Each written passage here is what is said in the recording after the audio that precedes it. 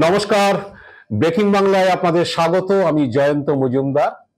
শনিবার দিন দিল্লির এআইসিসি নেতৃত্ব পশ্চিমবঙ্গের প্রদেশ কংগ্রেস সভাপতির পদে পরিবর্তন করেছেন। অধীর চৌধুরীর বদলে কংগ্রেস নেতা শুভঙ্কর সরকারকে পশ্চিমবঙ্গের প্রদেশ কংগ্রেস সভাপতি করা হয়েছে। শনিবার থেকে অধীর চৌধুরী প্রাক্তন প্রদেশ কংগ্রেস সভাপতি হয়ে গিয়েছেন।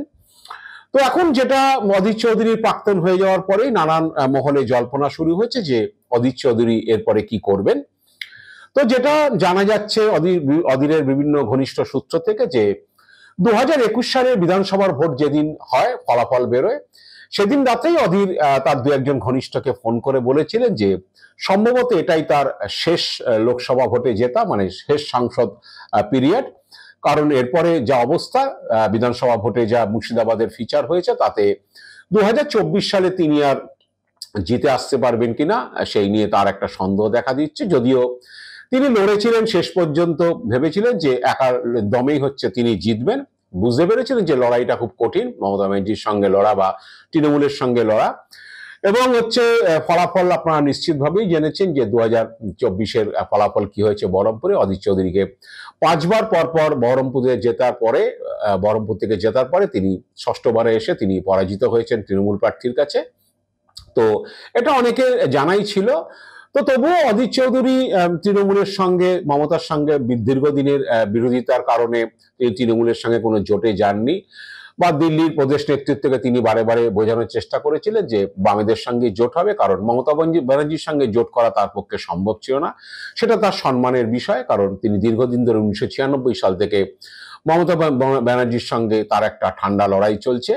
তো তার যাওয়া সম্ভব ছিল না। এর জন্য দিল্লি এআইসিসি নেতৃত্ব অধীর উপর ক্ষুব্ধ হয়েছিলেন। এবং আপনারা জানেন যে কংগ্রেস সভাপতি মল্লিকার্জুন খার্গে ভোটের ঠিক আগেই অধীর চৌধুরী সম্পর্কে বেশ কিছু কটু কথা বলেছিলেন।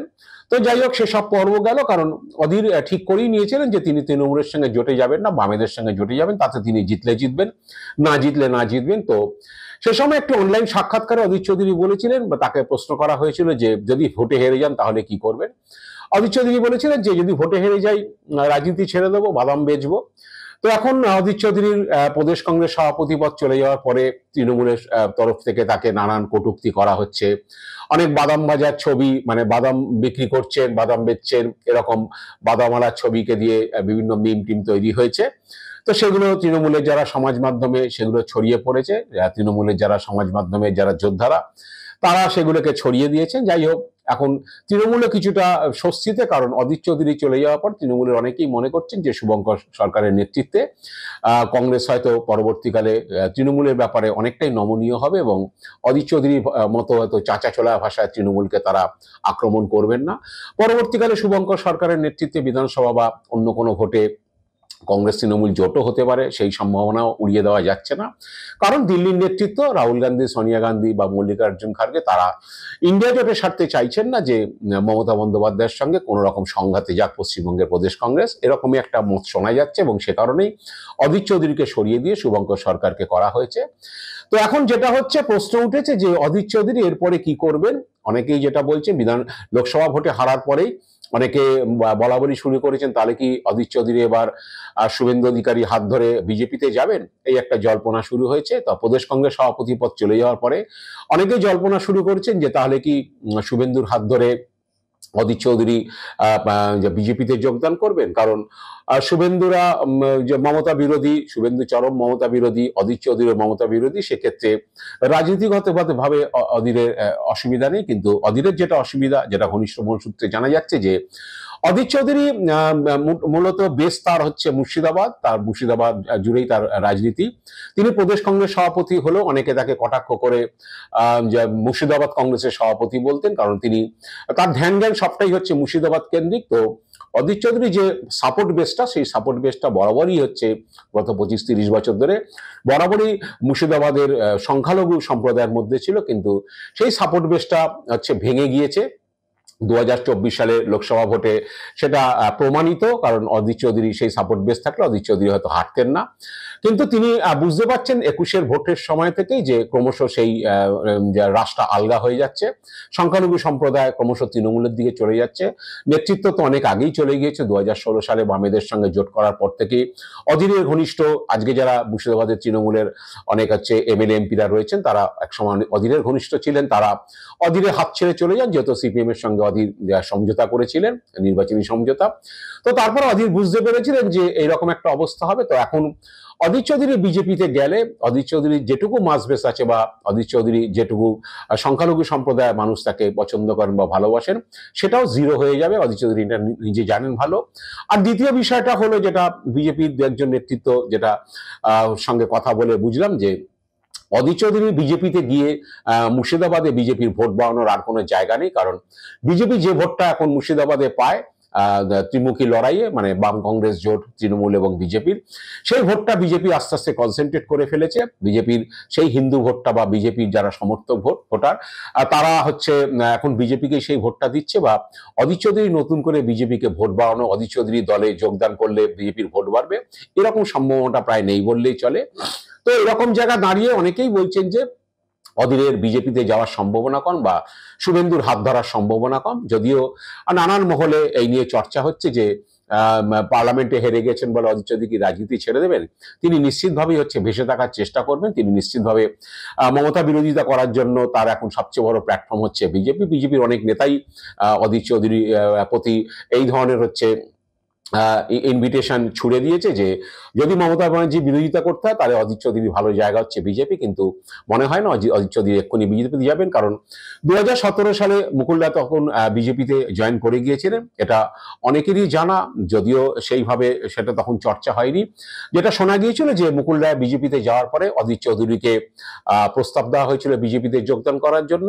সে মমতা বিরোধিতা থেকে, প্লাস তখন বিজেপির এই রাজ্যে তেমন কোনো মুখ ছিল না, তখন শুভেন্দু অধিকারীরা তৃণমূলে ছিলেন। তো সেই সময় যেটুকু জানা গিয়েছে ঘনিষ্ঠ মহলে, অধীরের ঘনিষ্ঠ মহল থেকে, যে অধীর বলেছিলেন যে মৌলানা ধরে মসজিদে যেতে যাবো কেন, আমি মুকুল রায়কে ধরে বিজেপিতে ঢুকতে যাবো কেন, যদি ঢোকার হয় তাহলে নরেন্দ্র মোদীকে বলেই আমি যাবো, কারণ নরেন্দ্র মোদীকে তো আমাকে চেনেন। অধীর চৌধুরী কংগ্রেসের লোকসভা ফ্লোর লিডার ছিলেন, অধীর চৌধুরীকে নরেন্দ্র মোদী, অমিত শাহ যথেষ্ট ভালো চেনেন।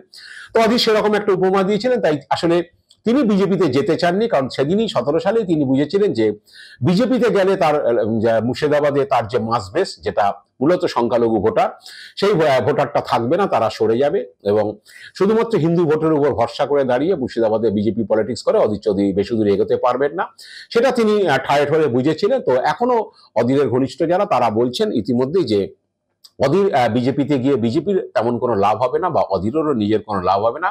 বরং অধীর কংগ্রেসে থেকে গিয়ে মমতা ব্যানার্জির সমালোচনা করবেন। তিনি এখন অবশ্য কোনো পদে নেই, বা যেহেতু তিনি সাংসদ নেই, এআইসিসির মেম্বার আছেন এবং কোনো জেলা সভাপতি বা কিছু নেই, হয়তো নতুন শুভঙ্কর সরকার নতুন প্রদেশ কংগ্রেস সভাপতি, তিনি কমিটি করলে হয়তো অধীর চৌধুরীকে প্রদেশ কংগ্রেস কমিটিতে, রাজ্য কমিটিতে রাখতে পারেন।